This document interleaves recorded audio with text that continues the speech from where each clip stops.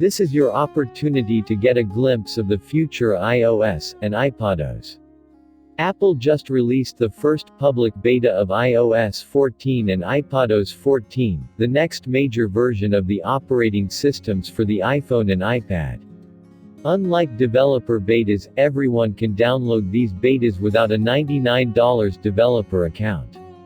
But don't forget, it's a beta. The company still plans to release the final version of iOS and iPadOS 14 this fall. But Apple is going to release betas every few weeks over the summer.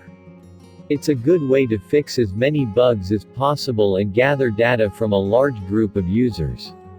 As always, Apple's public betas closely follow the release cycle of developer betas. And Apple released the second developer beta of iOS and iPadOS 14 earlier this week. So it sounds like the first public beta is more or less the same build as the second developer build.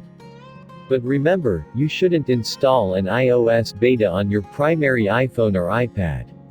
The issue is not just bugs, some apps and features won't work at all. In some rare cases, beta software can also brick your device and make it unusable. You may even lose data on iCloud. Proceed with extreme caution.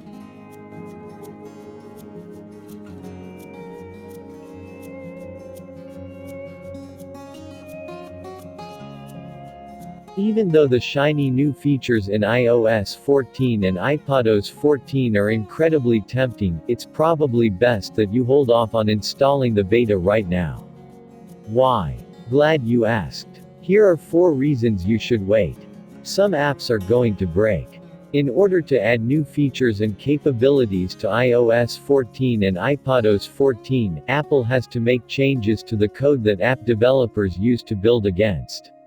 It's because of those changes that during the beta process, before developers can publicly release updates to fix any issues, that some apps will undoubtedly break.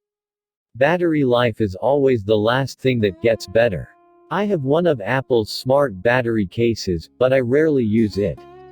At least, until I start testing the next version of iOS when it becomes metaphorically glued to my iPhone. There will be random restarts and bugs. It's a given. Apple isn't done working on iOS 14 or iPadOS 14 and there are going to be issues that slip through. Use the feedback feature to report them.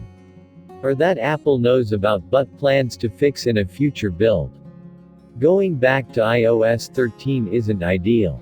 It is possible to uninstall iOS 14 and roll back to a more stable operating system, but even that comes with a big downside: you'll have to factory restore your iPhone or iPad.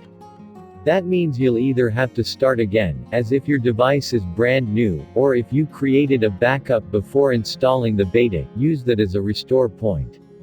Either way, you'll probably lose some data, maybe even a lot of data, and that's not something any of us want to deal with.